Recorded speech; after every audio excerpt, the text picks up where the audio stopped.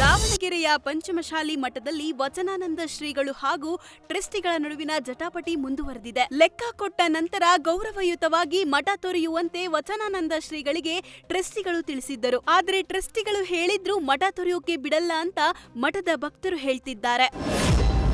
38 ತಿಂಗಳ ವೇತನ ಪರಿಷ್ಕರಣೆಗೆ ಒತ್ತಾಯಿಸಿ ಇಂದು ಜಂಟಿ ಕ್ರಿಯೆ ಸಮಿತಿ ಜೊತೆ ಸಾರಿಗೆ ಸಚಿವರು ಸಭೆ ನಡೆಸಲಿದ್ದಾರೆ. ಸರ್ಕಾರದ ಭರವಸೆ ಬಳಿಕ ಕೆಎಸ್ಆರ್ಟಿಸಿ ಎನ್ಡಿ ಜೊತೆ 2 ಸಭೆ ಮಾಡಿದ್ರೂ ಯಶಸ್ವಿಯಾಗಿಲ್ಲ. ಹಾಗಾಗಿ ಸಾರಿಗೆ ಸಚಿವರೇ ಇಂದು ಮಧ್ಯಾಹ್ನ 12:30ಕ್ಕೆ ಶಾಂತಿನಗರ ಕೇಂದ್ರ ಕಚೇರಿಯಲ್ಲಿ ಸಭೆ ಏರ್ಪಡಿಸಿದ್ದಾರೆ.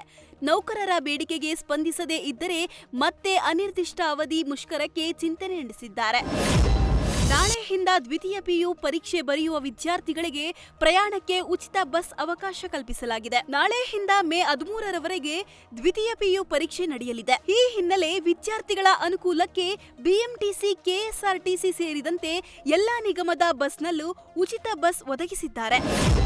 ಶಾಲೆಗಳಲ್ಲಿ ಅಶ್ಲೀಲ ಹಾಡುಗಳಿಗೆ ಮಕ್ಕಳಿಂದ ನೃತ್ಯ ನಿರ್ಬಂಧಿಸಿದ ಬೆನ್ನಲ್ಲೇ ಇದೀಗ ಮತ್ತೊಂದು ಮನವಿ ಕೇಳಿಬಂದಿದೆ. ಅಶ್ಲೀಲ ಹಾಡುಗಳಿಗೆ ಮಕ್ಕಳಿಂದ ನೃತ್ಯ ನಿರ್ಬಂಧಿಸಿದ್ದು ಶ್ಲಾಘನೀಯ ವಿಷಯ. ಅದೇ ರೀತಿಯಲ್ಲಿ ರಿಯಾಲಿಟಿ ಶೋಗಳಲ್ಲಿ ಮಕ್ಕಳ ಹಕ್ಕುಗಳ ರಕ್ಷಣೆ ಮಾಡಬೇಕು ಅಂತ ರಾಜ್ಯ ಮಕ್ಕಳ ಹಕ್ಕುಗಳ ರಕ್ಷಣಾ ಆಯೋಗದ ನಿಕಟಪೂರ್ವ ಸದಸ್ಯ ಡಾ ತಿಪ್ಪೇಸ್ವಾಮಿ ಕೆಟಿ ಸರ್ಕಾರದ ಮುಖ್ಯ ಕಾರ್ಯದರ್ಶಿಗಳಿಗೆ ಪತ್ರ ಬರೆದು ಮನವಿ ಮಾಡಿದ್ದಾರೆ. ರಾಜ್ಯದಲ್ಲಿಂದು ಬಿರುಗಾಳಿ ಜೊತೆಗೆ ಅಲ್ಲಿಕಲ್ಲು ಮಳೆ ಆಗುವ ಸಾಧ್ಯತೆ ಇದೆ. ಬಿಸಿಲಿನ ಬೆಗೆಗೆ ಬೇಸತ್ತ ಕರಾವಳಿ ಜನರಿಗೆ ಗುಡುಗು ಸಹಿತ ಭಾರೀ ಮಳೆಯಿಂದ ವರುಣದೇವ ತಂಪೆರೆಯುವ ಸಾಧ್ಯತೆ ಇದೆ. ಇನ್ನು ಉತ್ತರ ಕರ್ನಾಟಕದಲ್ಲಿ ಗುಡುಗು ಸಹಿತ ಅಲ್ಲಿಕಲ್ಲು ಮಳೆ ಸುರಿಯುತ್ತಿದ್ದು 6 ಜಿಲ್ಲೆಗಳಿಗೆ ಆರೆಂಜ್ ಅಲರ್ಟ್ ಘೋಷಿಸಲಾಗಿದೆ.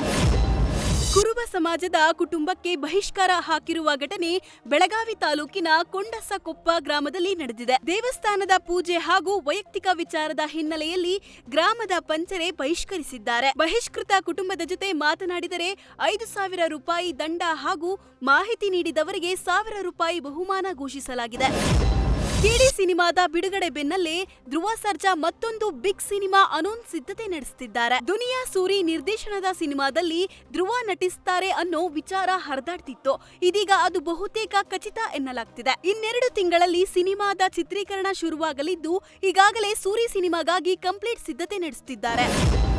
ಆನ್ ಸ್ಕ್ರೀನ್ನಲ್ಲಿ ಯಶಸ್ವಿ ಜೋಡಿ ಎನಿಸಿಕೊಂಡಿದ್ದ ತೆಲುಗಿನ ನಾಗಾರ್ಜುನ್ ಟಬು ಜೋಡಿ ಈಗ ಮತ್ತೊಮ್ಮೆ ಒಟ್ಟಿಗೆ ನಟಿಸೋಕೆ ಮುಂದಾಗಿದ್ದಾರೆ. ಬರೋಬ್ಬರಿ 28 ವರ್ಷದ ನಂತರ ಇಬ್ಬರು ಒಂದೇ ಸಿನಿಮಾದಲ್ಲಿ ನಟಿಸುತ್ತಿದ್ದಾರೆ. 1998ರಲ್ಲಿ ಬಿಡುಗಡೆಯಾಗಿದ್ದ ಅವಿಡಮ್ಮ ಅವಡೆ ಸಿನಿಮಾದಲ್ಲಿ ಕೊನೆಯದಾಗಿ ಒಟ್ಟಿಗೆ ನಟಿಸಿದ್ರು. ಇದೀಗ ನಾಗಾರ್ಜುನ್ ನಟನೆಯ 100ನೇ ಚಿತ್ರ ಕಿಂಗ್ 100 ಸಿನಿಮಾದಲ್ಲಿ ನಟಿಸಲಿದ್ದು, ನಾಗಾರ್ಜುನ್ ಮೈಲ್ ಸ್ಟೋನ್ ಸಿನಿಮಾದಲ್ಲಿ ಟಬು ಭಾಗಿಯಾಗ್ತಿದ್ದಾರೆ. ಧ್ರುವ ಸರ್ಜಾ ಜೋಗಿ ಪ್ರೇಮ್ ಕಾಂಬಿನೇಷನ್ನ ಕೆಡಿ ಸಿನಿಮಾ ನಾಳೆ ರಾಜ್ಯಾದ್ಯಂತ ಬಿಡುಗಡೆ ಆಗುತ್ತಿದೆ. ಬಿಡುಗಡೆಗೂ ಮುನ್ನವೇ ಕೆಡಿ ಸಿನಿಮಾಗೆ ಪಾಸಿಟಿವ್ ಟಾಕ್ ಶುರುವಾಗಿದೆ. ಅಲ್ಲದೆ ಬುಕ್ ಮೈ ಶೋ ಟಿಕೆಟ್ ಬುಕಿಂಗ್ ನಲ್ಲಿ ಭಾರೀ ಸಂಖ್ಯೆಯಲ್ಲಿ ಬುಕಿಂಗ್ ನಡೀತಿದೆ. ಮಾಹಿತಿಗಳ ಪ್ರಕಾರ ಪ್ರೀ ಬುಕಿಂಗ್ ನಲ್ಲೇ ಬರೋಬ್ಬರಿ 1.25 ಕೋಟಿ ಕಲೆಕ್ಷನ್ ಗಳಿಸಿದೆ.